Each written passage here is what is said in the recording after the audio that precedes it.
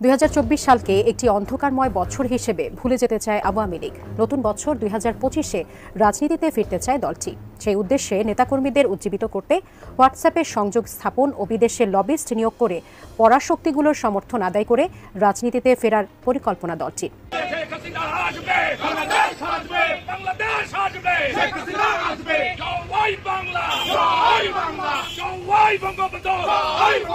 টানা ৩ মেয়াদে দেশ শাসন করা আওয়ামী লীগ ৫ আগস্টের পর দেশের রাজনীতিতে অনেকটাই নিষ্ক্রিয় হয়ে পড়ে। সাবেক প্রধানমন্ত্রী শেখ হাসিনার ভারতে অবস্থান ও নেতাকর্মীরা হামলা মামলার কারণে আত্মগোপনে থাকলে নেতৃত্বশূন্য হয়ে পড়ে দলটি। তবে সাবেক প্রধানমন্ত্রী শেখ হাসিনা বর্তমান সময়ে ভার্চুয়ালি নেতাকর্মীদের বিভিন্ন দিক নির্দেশনা দেওয়ার পর থেকে ঢাকাসহ দেশের বিভিন্ন জায়গায় আওয়ামী লীগের নেতাকর্মীদের বিক্ষোভ মিছিল ও প্রতিবাদ সমাবেশ করতে দেখা যায়।